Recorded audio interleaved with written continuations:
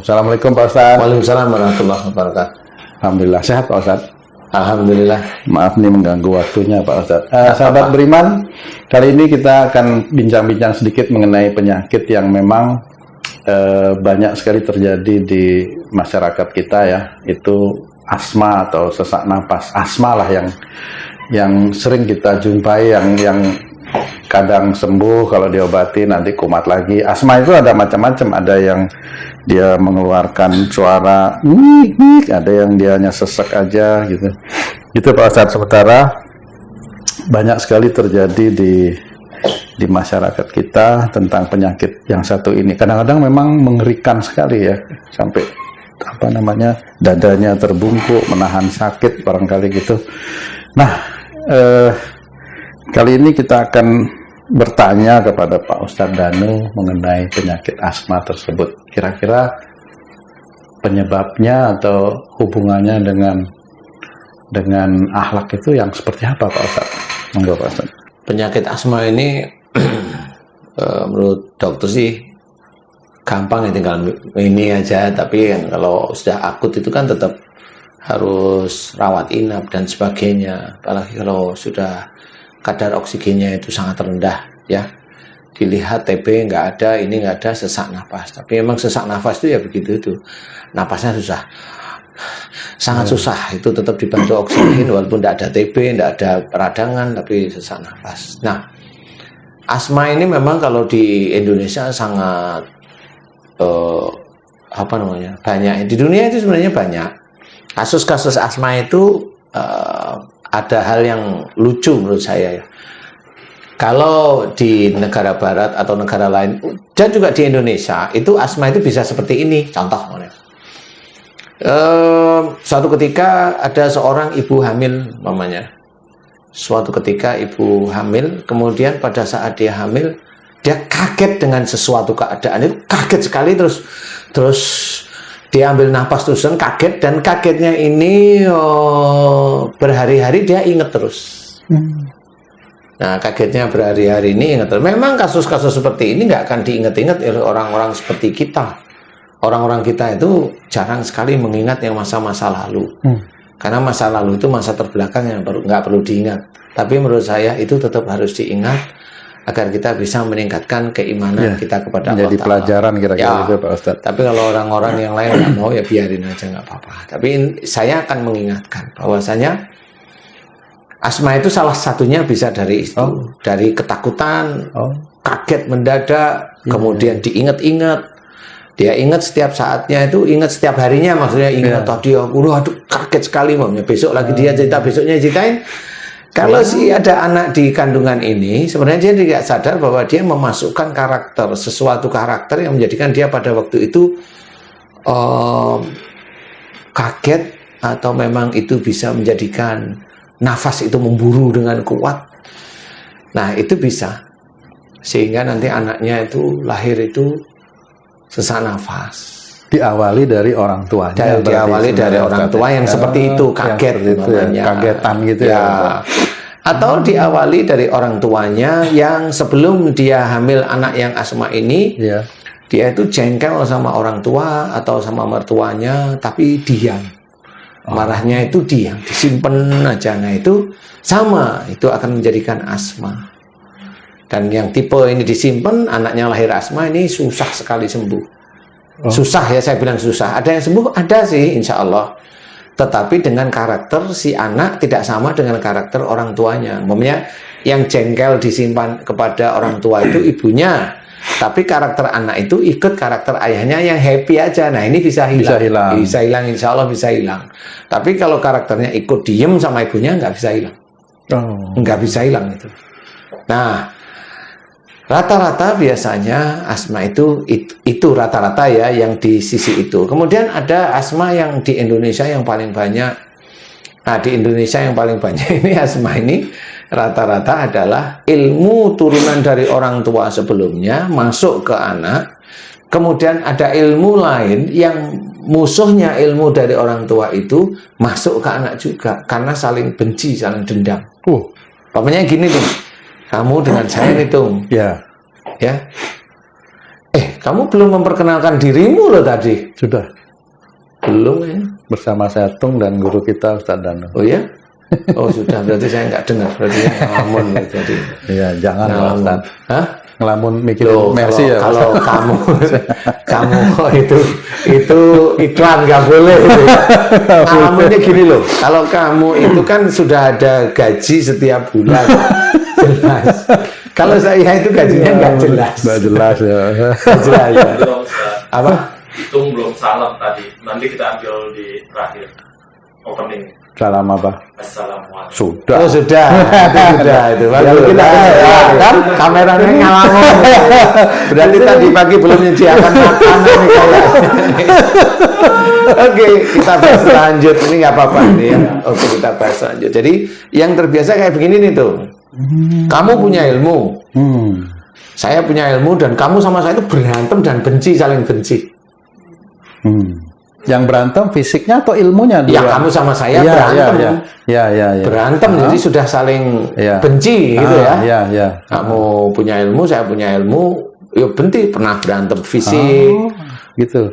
Atau dendam seperti itu ya. Kalau kamu nggak dendam, oke, saya anggap kamu nggak dendam, tapi saya yang dendam nih.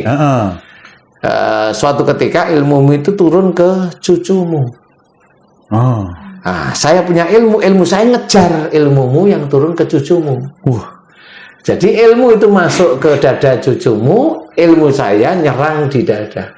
Nah, ini bisa jadi asma.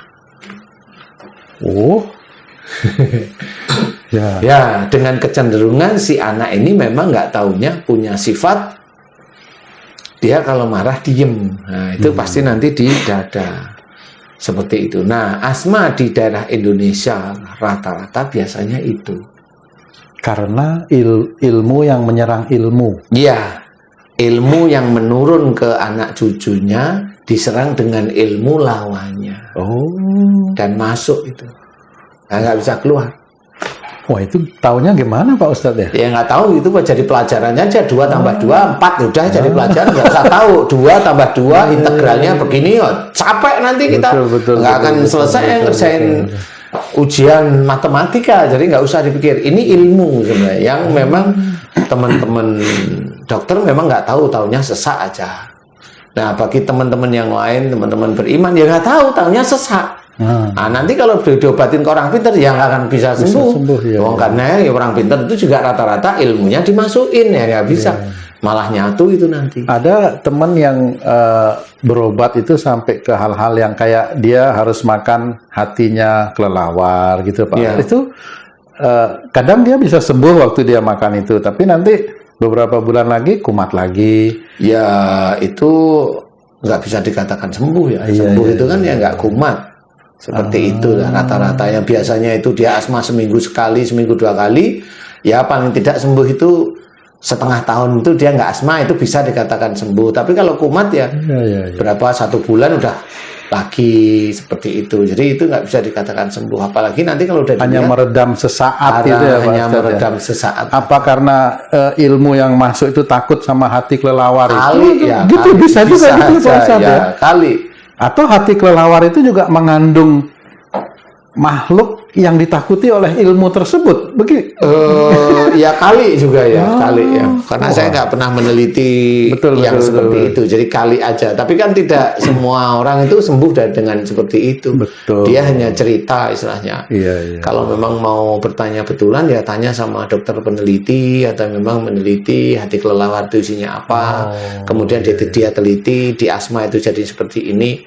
Kan ya kita nggak tahu lah. Tapi kalau memang itu ada obatnya ya kali ya. Tapi itu meredakan sementara. Sementara memang. Jadi memang tidak semuanya. Dia kambuh-kambuhan sih. Yang saya tahu sih memang kalau lagi ini ada temen kalau dia lagi kalut dan banyak pikiran gitu, itu kumat. Nah, itu karena ada emosionalnya yang menyatu. Makanya itu ada emosional yang disimpan. Dan dia akan kambuh, dia kaget, dia khawatir, dia emosi. Dia pokoknya emosinya dia itu goncang, dia akan kumat. Nah itu sama seperti itu. Nah itu susah sekali. Nah itu memang harus dilepaskan. Makhluk ini harus dilepaskan. Itu ya? Iya dilepas. Padahal makhluk itu kan tidak dicari oleh orang yang menderita asma itu, kalau dari cerita Pak Ustadz tadi ya, dia masuk karena ilmu orang tuanya gitu kira-kira Pak Ustadz. Sama. Orang yang sering baca amalan-amalan itu ya juga nanti ilmu itu akan masuk ke anaknya atau ke cucunya. Dan orang itu nggak akan tahu. Ya. Kalau boleh dites, bacain aja amalan yang punya. Sembuh nggak? Gitu ya. Sembuh nggak kalau saya tanya itu? Sembuh nggak? Nggak agak. Ya. Karena sama, itu ilmu. Nah, dia tahu selama ini amalan itu katanya bukan ilmu. Amalan itu ilmu. Apalagi amalan itu niatnya hanya untuk duniawi. Udah, itu pasti banyak makhluk. Banyak makhluk yang masuk ke tubuh. Mungkin dia ngamalin, punya warung, dia amalin sesuatu biar warungnya laris namanya. Kalau dia punya keinginan warung itu laris, amalan itu yang datang itu makhluk-makhluk yang bisa menjadikan warungnya laris. Bisa begitu ya Pak Ustadz? Bisa.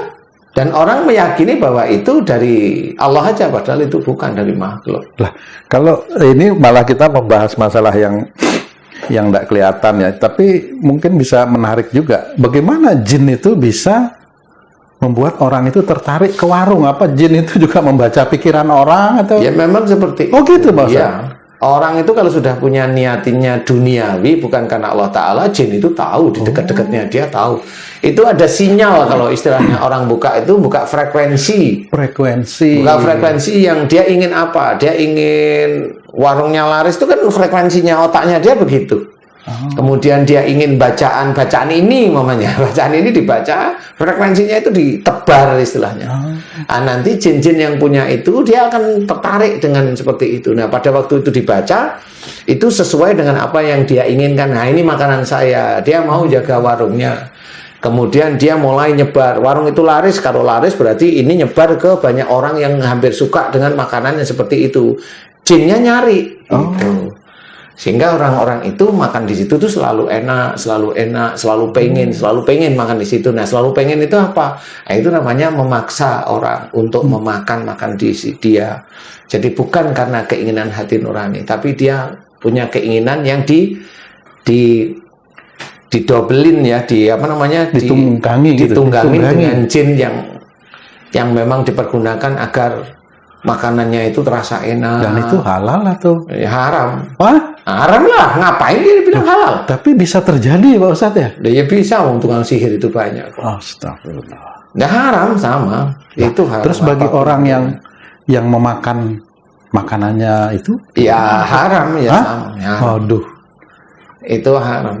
Jadi orang kan nggak tahu selama ini itu tuh berkembang sangat banyak gitu. Tapi memang agak susah kita kalau untuk mau mengetahui itu ya Pak Ustadz. Jadi sebenarnya susahnya menurut ya kalau kita susah, tapi ya, kalau kita tahu berpikir kan harus mau. Allah itu menjadikan otak kita itu memang untuk berpikir. Nah, orang itu kalau sudah berpikir itu halal haram, itu cuma satu. Karena dia menjual. Dia pasti ingin dagangannya itu dibeli sama orang. Itu keinginan. Nah, keinginan itulah nafsu. Nah, kalau nafsunya itu sudah dengar, oh dari orang pinter sana, oh dari mamanya dengan orang sana itu ada Pak Kiai pinter tuh. Nanti kita bacaannya Islam kok, gitu. Sama aja seperti itu. Bacaannya Islam, taunya orang memang bacaannya Islam. Apakah itu halal? Enggak, kalau saya bilang enggak. Ya haram aja tetap. Tetap gitu haram aja. Lah terus orang yang memakan itu ikut berdosa nggak Pak Iya Ustaz? sama. Astagfirullah. Ya anak istrinya sama. Kan nggak tahu Pak Ustaz. Ya biarin aja nggak tahu. Allahu Akbar. Kalau kita bilang nggak tahu ya orang itu sebenarnya berpikir pada saat dia menggunakan sesuatu hal yang itu tidak ada tuntunan ya memang jelas. Nah itu yang nuntun kan orang-orang itu, apalagi ini Islami, yang nuntun siapa? Iya, Rasul nuntun? Kagak. Bener. Cuma itu ada di orang dulu. Make yang gitu-gitu. Make yang gitu ya emang ada. Nah kalau misalnya saya nih Pak Ustadz ketemu warung yang rame emang, dan kebetulannya makanannya enak itu saya harus bagaimana itu menyikapi? Karena kan akhirnya saya mendengar dari Pak Ustadz bahwa ada orang yang menggunakan itu untuk melariskan dagangan dia. Saya harus bersikap seperti ya, doa biasa aja. Doa biasa ya. Doa biasa aja. Allahumma barik lana. Doa makan biasa Pak Ustadz ya. Biasa aja. Karena itu kan tidak tahu. Kalau memang imanmu baik ya jin itu nggak akan masuk ke makanan itu. Nggak akan masuk. Dia akan takut otomatis. Doa aja biasa, iman biasa. Biasa itu maksudnya iman normal-normal aja, nggak usah yang aneh-aneh. Iya ya. Ya seperti itu. Nanti kan itu tetap Allah yang akan menjaga Menjaga, sendiri. betul. Kalau memang itu makanan ini tidak enak, tapi kok kenapa rame ya? Iya, betul. Ya udah nggak usah diceritain lah, biarin aja. Iya iya iya. Tapi kalau memang makan ini enak ya normal lah rame, nggak usah mikir juga kalau dia pakai atau enggak. Oh, gitu. Seperti itu. Nah, orang-orang itu seperti itu. Dia penglaris itu ada di sekitar kita sangat banyak sekali. Dan Pak Ustadz tahu itu Pak Ustadz ya. Ya insya Allah tahu lah ya begitu. Innalillah. Tapi ya biasa aja. Yang jelas jangan sampai yang asma itu makan yang terlalu gak enak nanti protes. Jadi intinya adalah asma itu, kita kembali lagi ke hal yang semula. Asma itu adalah ada suatu makhluk, memang ada. Iya. Kemudian harus diambil, makhluk ini yang berperang itu diambil. Seperti itu. Diambil, dikeluarkan, baru nanti dia, kok kayak plong ya napasnya. Nah, itu baru.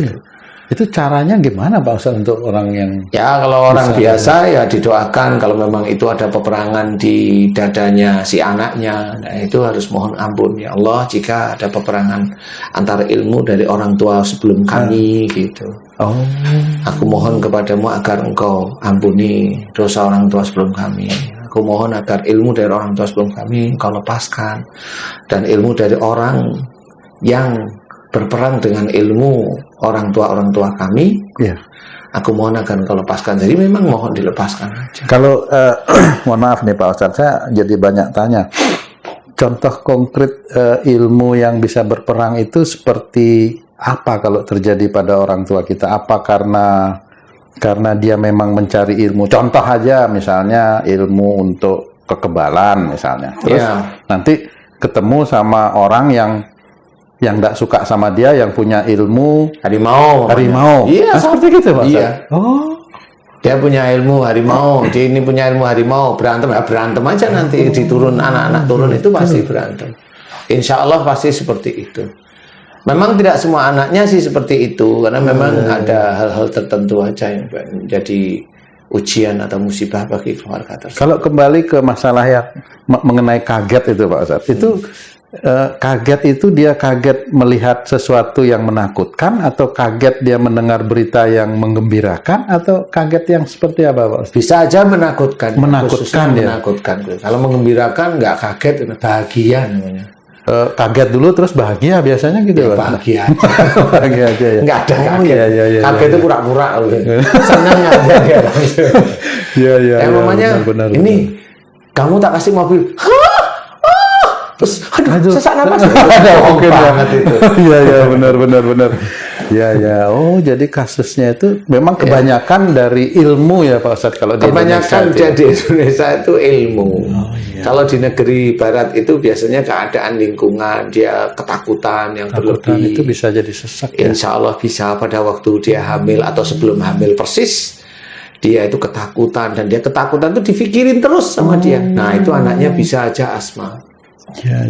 Ya, dia seperti itu. Makanya memang harus dijaga. Kalau maunya kita orang Muslim, menjaga anak kita agar baik, ya dekat aja sama Allah, berbuat baik setiap saat kan gitu. Kemudian ya baca Quran niatnya karena Allah lillahi ta'ala, itu kan menjaga hal-hal yang memang betul. tidak yang kita inginkan gitu loh istilahnya. Betul. Jadi apa namanya, ya sesuatu yang tidak kita inginkan itu kalau bisa tidak terjadi. Iya. Ya baca Quran niatnya karena Allah Ta'ala. Nanti kalau pengen ini sudah dideteksi sama dokternya itu cewek dibacain surat ini, kalau laki-laki bacain surat ini, lah ngapain? Nggak usah kayak gitu. Nggak ada yang seperti itu. Tapi kalau mau baca silahkan. Tapi urusannya nanti di akhirat ditanyain, saya nggak tahu. Intinya adalah nggak perlu. Yang penting kita tetap lurus di jalan Allah Ta'ala. Kalau saya perhatikan juga itu beberapa teman yang menderita asma itu juga saya lihat sholatnya juga tekun beliau itu, mereka itu Pak Ustadz. Tapi berarti sholat itu sendiri tidak bisa mengeluarkan ilmu yang berperang di dalam dirinya Pak? Tidak bisa. Oh, tetap tidak bisa. Sama ya, seperti kamu sholat, saya pukul itu kira-kira saya mental nggak? Enggak. Nah iya ya tetap kena. Oh, ya nih baca seperti itu. Oh. Ya, emang yang menjaga itu adalah iman, iya. Iya. Tetapi kalau memang itu anak kecil yang memang imannya belum, Iya. itu kan sama seperti anak kecil itu mau dia kamanain dengan jin itu kan ya sama aja. Iya, betul. Seperti itu. Bisa istilahnya. Apalagi kalau orang dewasa bisa nggak sholatnya itu mencegah, nggak kena sihir? Ya insya Allah kalau sholatnya mencegah sih enggak, tapi imannya itu yang kuat apa enggak. Kalau sholatnya sih orang Islam rata-rata sholat lah ya. Tapi imannya itu gimana? Loh, emang orang sholat itu imannya tidak baik? Loh, orang sholat itu bisa aja imannya rusak. Loh, kenapa kok rusak? Lah sholatnya dia untuk menjaga biar dia jabatannya nggak diturunkan. Lah itu kan rusak jadinya. Iya juga ya Pak. Nah iya, Agak sholatnya itu biar apa? Biar warungnya laris terus, sehingga dia jaga sholatnya, dia jaga sholat duha, dia jaga sholat tahajud. Bukan karena dia itu ingin dekat dengan Allah Ta'ala, bukan dia itu ingin menambahkan ibadah kepada Allah Ta'ala, bukan. Tapi karena dia ingin uang, dia ingin jabatan. Nah itu gimana nggak rusak imannya? Dia rusak semuanya. Lah gimana mau memperbaiki? Ya perbaiki lah niatnya. Allah itu menyuruh inna sholati wa nusuki wa mahyaya wa mamati lillahi rabbil alamin. Ya itu kan sudah jelas. Sesungguhnya sholatku, ibadahku, hidup dan matiku hanya untuk Allah. Lah jelas itu. Hanya untuk Allah, bukan untuk dunia. Bukan untuk jabatan, bukan untuk uang yang banyak, bukan untuk warung yang laris, bukan agar suami nggak lari biar aku enggak. Karena Allah, biarlah nanti Allah yang mengatur. Kan ya, begitu. Gitu. Nah, tapi kalau orang-orang sekarang kan begitu. Orang-orang sekarang itu udah banyak yang anjurkan baca ini biar laris, baca ini biar uangnya pindah. Itu kan ya dalil hadisnya sendiri juga nggak ada, hadisnya itu nggak ada, mau bilang gimana. Tapi jadi ya, untuk mohon maaf Pak Ustadz, jadi untuk menjaga agar sholat kita ini benar-benar ibadah kepada Allah, cara menjaganya itu kesehariannya, gimana itu hubungannya Pak Ustadz? emang nggak ada hubungan, nggak perlu dihubung-hubungkan. Sholat aja karena Allah. Bismillah itu kan sudah jelas dengan nama Allah, jelas itu. Itu kan Bismillah itu kan menandakan kalau kita mau lillahi ta'ala, mau sudah Bismillah dengan nama Allah, itu kan jelas itu berarti. Tapi hati kita nggak taunya beda. Hati kita nggak taunya biar rezeki banyak, lancar.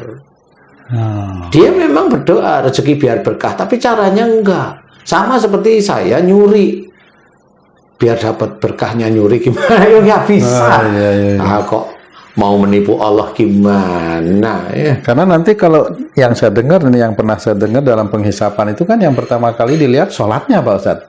Iya. Kalau sholatnya baik, sudah dianggap baik semua amalnya. Waduh, ini ya itu Ya, agak susah juga. Saya masih belum bisa mencerna dengan ya, dengan baik itu. Kalau saya ketakwaan seseorang yang dilihat sholatnya baik oleh Allah Ta'ala bukan sholatnya aja, sebenarnya itu bukan itu. Tapi imannya dia rusak nggak dengan keadaan seperti itu. Orang sholat itu menghadap pada Allah Ta'ala, kan harusnya dia juga menjaga agar perilakunya juga baik. Berarti perilaku yang tidak baik bisa merusak sholat. Ini terlalu panjang, nanti ini kita perlu. Karena bagaimanapun juga dia sholat tapi nyuri, gimana coba? Dia sholat tapi maki-maki, gimana coba? Apa coba? Dia sholat tetapi dengki, dia sholat tapi iri, dia sholat tapi macam-macam. Lah itu gimana coba? Yang dinilai sholatnya apa-apanya coba? Emang nggak dinilai itu nyurinya, dengkinya, suudzonnya? Ya tetap dilihat lah. Jadi kalau kita mau menjaga sholat, berarti kita harus mau menjaga perilaku kita sehari-hari. Iya. Ini Inna sholata tanha anil fahsya'i wal munkar. Itu kan sudah jelas. Sebenarnya sholat itu menjaga dari perbuatan keji dan mungkar. Itu bukan karena kita sholat. Iya, pada waktu kita sholat kita nggak berbuat keji dan mungkar. Tapi setelah sholat, yang harus menjaga kita dengan perilaku kita, gitu. Ngapain malaikat menjaga? Nggak boleh. Enggak, orang itu juga semaunya sendiri dia. Ya seperti itu. Jadi kalau orang sholat itu jangan berharap dia sholatnya dia itu hebat. Besok kelihatan sholat di dunia, di akhirat dia masuk surga? Belum tentu. Belum tentu ya. Belum tentu. Surga itu, seorang muslim yang masuk surga itu karena rahmat Allah. Betul. Rahmat itu dari mana datangnya? Kalau memang dia sholat Berarti tapi perilaku kita berarti Iya, Pak Ustaz ya. semua Yang baik di total. hadapan Allah. Total. Semuanya itu dinilai. Yang dilihat sholatnya itu dinilai. Kalau dia sholat, iya. Yang lainnya baik, enggak. Kan gitu. Kalau dilihat sholatnya baik, semuanya otomatis baik. Semuanya yang baik itu yang mana? Berarti kalau dia sholatnya itu tertib baik, 5 waktu lah paling tidak. Kalau dia maki-maki orang, itu dianggap enggak maki-maki orang. Begitu oleh Allah Ta'ala. Emang Allah bisa ditipu sama orang-orang yang begituan? Enggak lah. Dia ngomong hobinya fitnah, emang nggak dihitung fitnahnya dia? Hitung. Ya tetap dihitung. Dihitung sama Allah Ta'ala. Sehingga Allah sudah tahu bahwa sholatnya dia rusak. Bukan sholat baik menurut mata kita. Itu kan menurut mata kita dilihat sholatnya baik. Itu kan menurut mata kita aja baik. Kelihatan. Berarti semua terkait Pak Ustaz ya? Terkait. Satu kesatuan. Terkait. Pencerminan-pencerminan Yang paling itu, gampang gitu. itu, oh dia sholat, dia Jumatan, dia baca Quran, tetap diciduk KPK kok. Nah, yang itu maksudnya apa coba? Nah itu kan kelihatan bahwa dia sholatnya juga jelek juga sebenarnya. Mengurangi Lah sholatnya. Lah iya, emangnya KPK terus lihat sholatnya dia baik, kemudian oh ini bebas gitu. Itu aja yang ringan aja begitu. Nggak bisa. Terus dia memaki orang, kemudian dilaporkan oleh orang yang dimaki-maki dia, kemudian dilihat sholatnya, dilihat oh dia pecian, oh dia pakai ini bebas gitu. Ya gitu juga ya Pak Ustaz. Iya enggak juga ya. Apalagi di akhirat. Dan di akhirat itu lebih rinci. Lebih detail. Astagfirullah. Jangan sombongin sholat. Kalau sholat disombongin lah buat apa?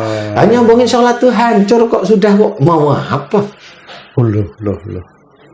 Loh kita sholat itu harus dijaga. Mulut kita dijaga. Otak kita dijaga, berbicara dengan saudara itu dijaga, jangan sampai menyakiti saudara kita yang lain. Itulah yang dinilai oleh Allah Ta'ala. Dia sholatnya itu rapi, benar. Telinganya dijaga. Menjaga telinga gimana? Kalau diberi nasihat mendengarkan, kan seperti itu. Jangan ke orang pintar, jangan ini. Jangan baca ini kalau memang tidak ada dalam hadisnya, tidak ada dalam sunnah Rasul. Itu kan jelas. Tapi orang milih nafsunya, akhirnya melakukan. Nah itu kan dia yang memilih. Berarti merusak pahala sholatnya juga. Iya, itu merusak pahala sholatnya. Merusak. Kompleks kehidupan ini berarti Pak Ustaz. Iya. Kompleks. Sangat kompleks. Kalau di neraka itu yang disiksa apa mulutnya? Emang mulutnya ngapain?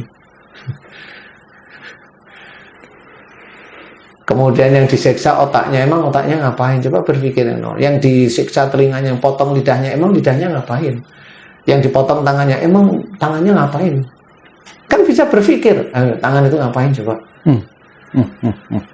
Ya kalau itu kelihatan telinganya dipotong, ya kalau yang di dalam jantungnya diokrok-okrok, paru-parunya dihancurin, nah itu yang kena TBC itu ya memang besok itu di akhirat ya itu yang diincar oleh para malaikat.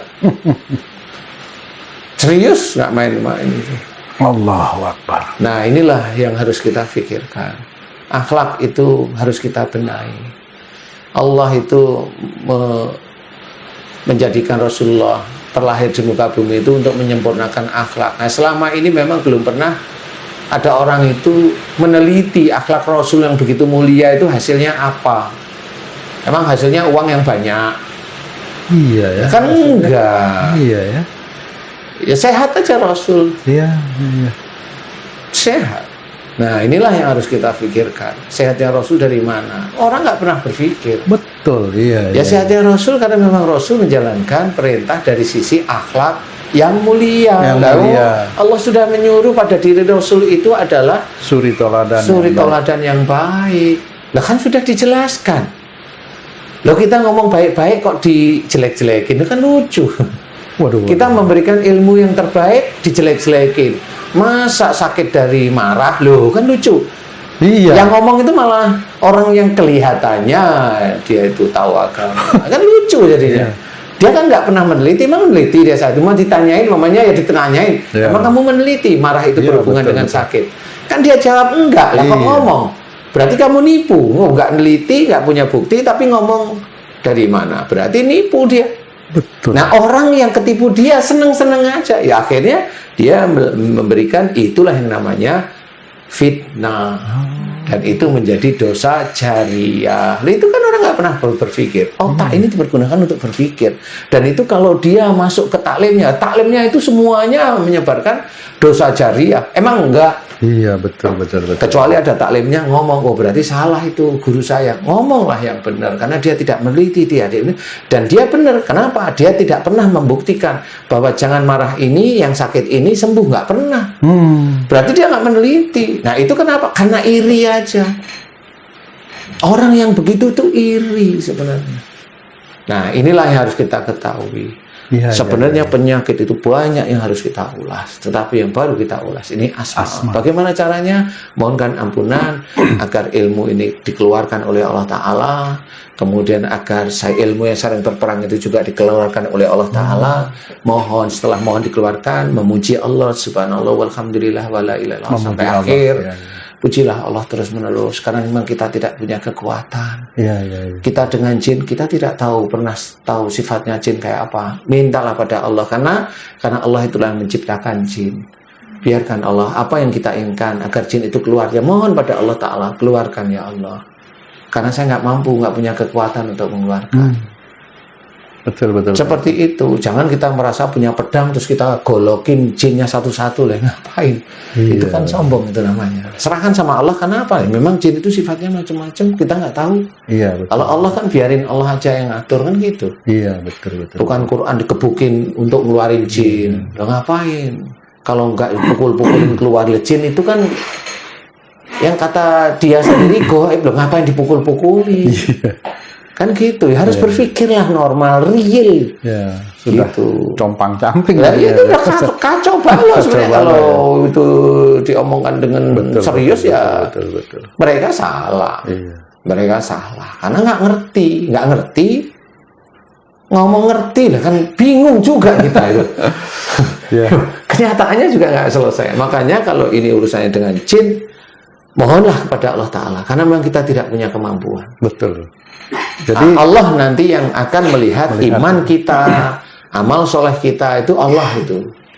Jadi kalau terima kasih nih Pak Otas atas penjelasannya. Mungkin kalau bisa disimpulkan sedikit aja untuk penderita asma, apa yang harus mereka lakukan, atau ini sedikit aja kira-kira evaluasi. Tadi saya kan sudah bercerita ya, evaluasi apakah anak ini asma sebelum hamil atau pada waktu hamil itu ada ketakutan yang berlebih, mamanya cemas yang berlebih, itu dulu. Kalau orang tuanya sudah meninggal, bagaimana dia merunut kejadian itu terhadap yang menderita mohon itu? Ampun aja diurutkan gitu ya. Ada ilmu untuk memohonkan ampunan orang tua yang ketakut, cemas berlebih. Urutannya seperti itu, Pak Ustadz ya. Okay. Kemudian ada ilmu dari orang tua sebelumnya, dan juga ilmu yang saling berantem di tubuh, di dada khususnya, dimohonkan agar diampuni dosa-dosa orang tuanya yang musyrik, syirik, kan seperti itu. Biarkan habis itu kemudian mohon agar ilmu-ilmu ini dikeluarkan dari tubuh, gitu aja, mohon pada Allah Ta'ala. Dengan sabar, tunggu, kemudian tiba-tiba loh kok agak berat nih napasku nih, agak berat nih, agak sesek, biarin, berarti itu bereaksi. Terus doa itu, kemudian muji Allah, berat terus loh kok naik, berarti itu doanya mulai dikabulkan sama Allah. Terus biarin agak sesek bentar, itu tidak akan menjadikan tidak menjadikan aneh-aneh, biarin aja. Artinya reaksi itu akan mengarah kepada yang benar akhirnya. Insya Allah mengarah pada yang benar. Udah nggak apa-apa, biarin. Serahkan Allah, biar Allah yang menyelesaikan. Jadi kita nggak punya kekuatan apa-apa. Seperti itu doa yang baik pada Allah Ta'ala. Nah, doa juga yang dilihat adalah amal soleh dan juga iman kita sendiri. Iman pada saudara-saudara saya yang Islam lah. Itu kalau memang doa itu imannya bagus, amal solehnya bagus, ya doa itu mudah sekali untuk dijawab oleh Allah Ta'ala, tanpa yang aneh-aneh, tanpa alat. Doa itu doa, apa yang keluar dari hati yang baik, doa. Wujudnya ya apa yang kita inginkan.